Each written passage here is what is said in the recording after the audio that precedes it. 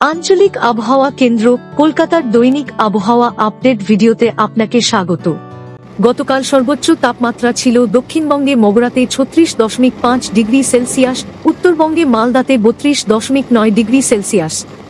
উত্তরবঙ্গের অধিকাংশ স্থানে হালকা থেকে মাঝারি বৃষ্টিপাত হয়েছে এবং এক দুটি স্থানে ভারী থেকে অতি ভারী বৃষ্টিপাত হয়েছে। দক্ষিণবঙ্গের অনেক স্থানে হালকা থেকে মাঝারি বৃষ্টিপাত হয়েছে।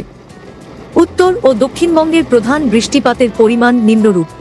উত্তরবঙ্গের মালদা জেলায় দক্ষিণ পশ্চিম দিক থেকে একটি ঝোড়ো হাওয়া স্কোয়াল বয়ে যায়, যার সর্বোচ্চ বেগ ছিল 56 কিমি প্রতি ঘন্টা। একইভাবে দক্ষিণবঙ্গের উত্তর 24 পরগনা জেলায় উত্তর পশ্চিম দিক থেকে একটি স্কোয়াল বয়ে যায়, যার সর্বোচ্চ বেগ ছিল 50 কিমি প্রতি ঘন্টা। এছাড়াও দক্ষিণবঙ্গের বাঁকুড়া, পুরুলিয়া ও ঝাড়গ্রাম জেলায় এবং উত্তরবঙ্গের দার্জিলিং জেলায় এক বা দুই জায়গায় শিলাবৃষ্টি হয়েছে। নিম্নস্তরে অনুকূল বায়ুপ্রবাহ এবং বঙ্গোপসাগর থেকে প্রবল জলীয় বাষ্প প্রবেশের কারণে পশ্চিমবঙ্গের জেলাগুলিতে বজ্রবিদ্যুৎ সহ বৃষ্টির দাপট বাড়ার প্রবল সম্ভাবনা রয়েছে।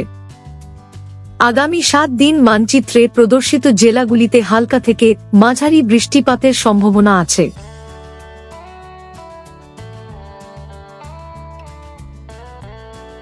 আজ পশ্চিমবঙ্গের জেলাগুলির এক বা দুই জায়গায় বজ্রবিদ্যুৎ সহ ঝড়ো হাওয়ার সম্ভাবনা রয়েছে।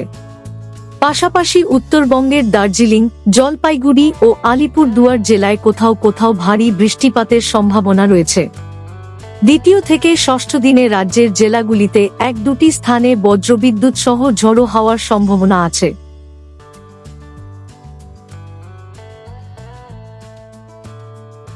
বজ্রবিদ্যুৎ সহ বৃষ্টি বা তীব্র বৃষ্টিপাতের সময় নিরাপদ স্থানে আশ্রয় গ্রহণ করুন।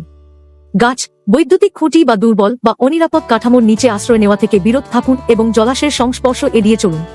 প্রয়োজন অনুযায়ী যানবাহন চলাচল যথাযথভাবে নিয়ন্ত্রিত করা যেতে পারে। আগামী 7 দিন পশ্চিমবঙ্গের জেলাগুলোতে সর্বোচ্চ তাপমাত্রার কোনো উল্লেখযোগ্য পরিবর্তন হওয়ার সম্ভাবনা নেই। আবহাওয়া সম্পর্কিত আরও আপডেটের জন্য আমাদের অফিসিয়াল ওয়েবসাইটটি অনুসরণ করুন।